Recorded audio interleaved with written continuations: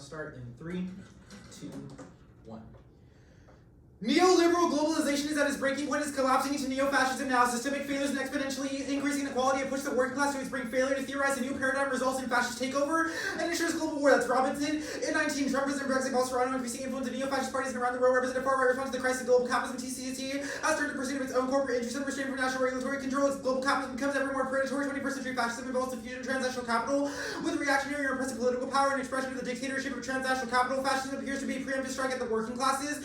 Ability of transnational capital to achieve political domination through control over the means of intellectual production, media, and the culture industries allows it to achieve complete penetration into the life world itself. New modalities of control blur boundaries that there may be and normalize neo-fascism, all while the political system is tightly controlled by the transnational capital. Fascist projects seek to organize a mass based among the historically privileged sectors of the global working class that are experiencing socioeconomic destabilization. The project hinges on psychosocial mechanism of displacing mass fear and anxiety at a time of acute capitalist crisis towards scapegoated communities. For focus to pursue this project through a discursive repertoire of xenophobia, militaristic, masculinist culture that glamorizes social violence and war, social violence and domination. 21st century fascism is a violently toxic mix of reactionary nationalism and racism. Neo-fascist projects offer precisely this in attempting to organize better off sectors of the working class experiencing economic destabilization in the face of capitalist globalization. National identity becomes a stand-in for racist mobilization against scapegoats. And capitalism only serves the rich while the poor are exploited and otherwise those who are not billionaires are left to suffer as wealth inequality grows. That's Russell Rosenthal in 19.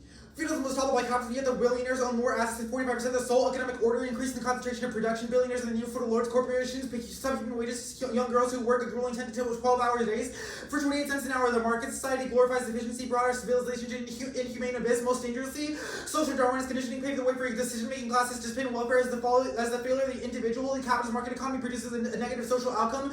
Accumulation of money produces social casualties. Instead of economy being embedded into social relations are embedded in the economic system. The basic law of evolution is not about adaptation, it's about self-transcending, moving beyond adapt or perish, beyond accepting one's environment as permanent, and then into adapting it to move from to a realm where one transforms the inequalities. And antitrust preserves and exacerbates the effects of capitalism. Even if antitrust could be effective, the USFG could never break up behemoth corporations as the rich consider the innovation too important. That's Curran in 16.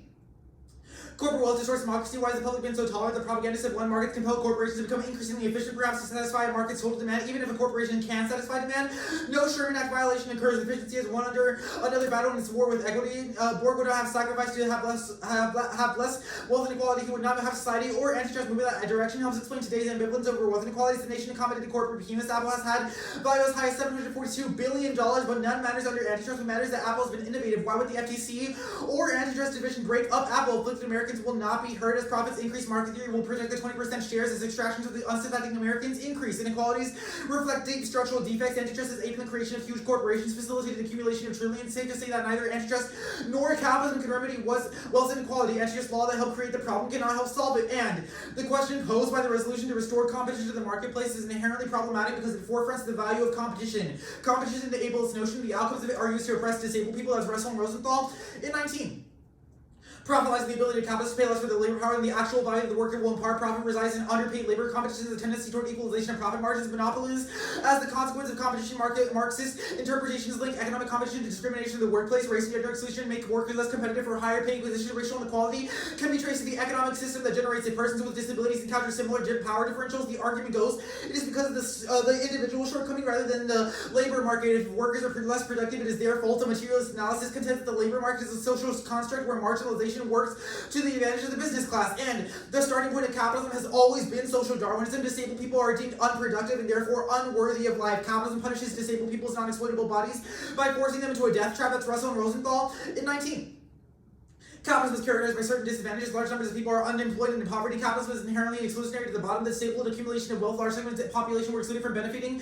Expendable were squeezed out. Social Darwinists profiting from the status quo justify the state of affairs as the natural order of things. Disabled people as the burden of the state. The desire to solve the defect problem in America mixed with money. Economic factor into the widespread support for eugenics and euthanasia. The unfit meant those of no use to the market economy. The non-working connection between eugenics and euthanasia and the economic order is clear. Those of no use to the economic order were marginalized. Development of the market economy was to construct barriers that precluded society from any reward, directly affecting disabled people's ability to be productive. Capitalism is a natural selection process of individualism and competition, weeded out the unfit by leaving the inferior in poverty to die. Fit imperfectly with capitalism, which will never be egalitarian. Society viewed non-prosperity as the fault of the individual. Capitalists were off the hook. Phrases such as the struggle for existence and the survival of the fittest became catchwords for social Darwinism. Social Darwinists used biology to support their politics by upholding that heredity prevailed over class and economic issues, just as the inferior were not meant to survive in nature, nor were they meant to economically survive in society. The social Darwinists elevated competition to natural law. Rich capitalists were free to claim that they were the fittest. It is the fit bourgeoisie concentrating their wealth who just gets capitalism rewards the privileged who deserve more, do get more under government policies, subsidies that amount to socialism for the rich. The underprivileged struggle in Darwin's term capitalism for the poor. The defect question did not fall neatly into left or right camps. Progressive reformists viewed eugenics as a positive social change. Entirely missed the link to capitalism, which devalued disabled people's non-exploitable bodies. They missed the link to social Darwinism, where the unproductive were disposable. If work defines human worth and work is a central criterion for human validation, then the worker has their pride and the capitalist has their labor to exploit. If work was the end-all of existence, then disabled people will be relegated to a corner of society. And the curative logic of ableism produces a politics of death bent on eugenic extermination. That's Jordan in 14. In the very name of the health of the body, modern biopolitics proliferates new forms of impairment. Disease cures produce their own ailments. This zone of fluidity lubricates the point that disabled body becomes the site of the decision between value and non-value, under which the politics of life transforms into the politics of death. The lesson is not that anyone can become disabled.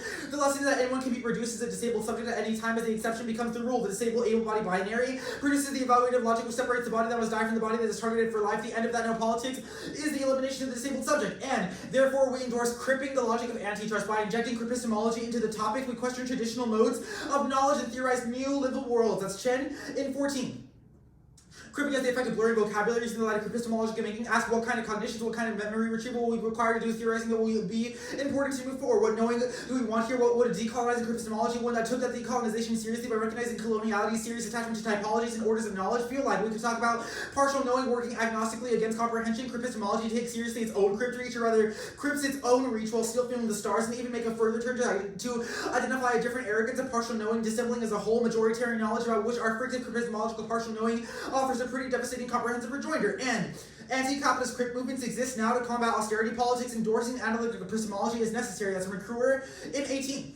Activists on the Tropic Island of Berkeley set up a crypt camp called Arnaville to protest cuts to disability benefits. Arnaville activists wanted to cut that would eliminate personal attendance services to 400,000 people in California. Schwarzenegger's austerity agenda targeted services used by disabled and old people. Austerity cuts are a class strategy. Vulnerable subjects bear the brunt, while the wealthy are protected. Wealth continued to flow upwards as the global economic crisis intensified. Keepers argues that the crypt camp navigated class differences in more quotidian ways. There was a politics of engagement and relationality, of embodied contact, of shared space and common ground. Crypt times needs to be understood. Times of austerity, times of resistance. Spatially, Arnaville refers to a therapy, the world of unhinging of space and time for a moment that is in that unhinged time. In the long duration, after those of us who talk are talked out, we can take shared breaths with the tinge of exhaust on our tongue. Unhinged time generates new possibilities and livable temporalities as body comes together in inventive new ways. Kudos activism focuses on moves beyond any focus on U.S. legislation. Kudos allows for a reading of crypt camp less as a physical reality and more as a contingent and ongoing practice of resistance or freedom. The group's name gestures toward non-unitary, collective, inventive social practices, social sculptures, simultaneously embodied and spectral. And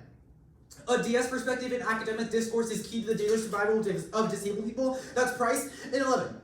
Adopting a DS perspective is not simply require disorienting shift away from the presumption of tragedy, courage, or brokenness. DS is concerned with individual experience, foremost a social and political perspective. My analysis of academic discourse focuses on commonplace beliefs or topi, contributes to a reader's ethos. It is an issue with which she must contend, presenting herself as credible and persuasive. Topi serves as points from which to begin arguments. Topi are often devoted to reinforce dominant values or challenge outsiders. This gives topi power to exclude. The most important common topi of academic interest that problematic with mental disability includes rationality, criticality, presence, participation, resistance, productivity, collegiality, security, coherence, truth, independence. The instruments of inclusion are not visible or dramatic, but quiet and insidious. A sharp rhetorical divide exists between those who are allowed in and those who are not. The ongoing negotiations is success is achieved not through fears of overcoming, but through micro-rebellions, new forms of access and cooperation, a gradual reshaping of what academia is and might be. DS has much to offer. Academic discourse are ways of understanding classroom practice, gathering communication with audiences who have a stake in our work. Academic discourses and mental disabilities, these two domains are not permitted to coexist. Academic discourses operates to abhor mental disability. What does that mean for those of us with atypical minds? We need to unpack practices that characterize academic discourse.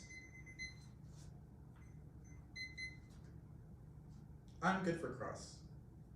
Okay, cool.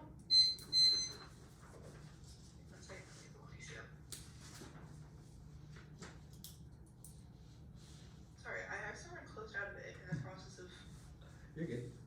opening up other documents.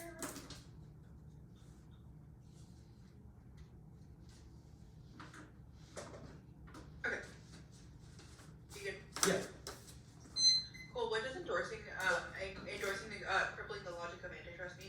so we endorse reorienting one's political investments using embodied knowledge as a way to navigate ableist violence and the status quo. We think that does a couple of things. One, our injection of epistemology into the debate space, as indicated by the Price evidence, is key to sort of iterative process debate that allows us to proliferate survival strategies for disabled people within this space, but also the Makura evidence indicates that it allows us to relieve psychic relief and exhaustion from disabled people by using shared forms of communal energy in new quotidian manners that transcend status quo normative forms of resistance to anti-capitalist or to the capitalist state.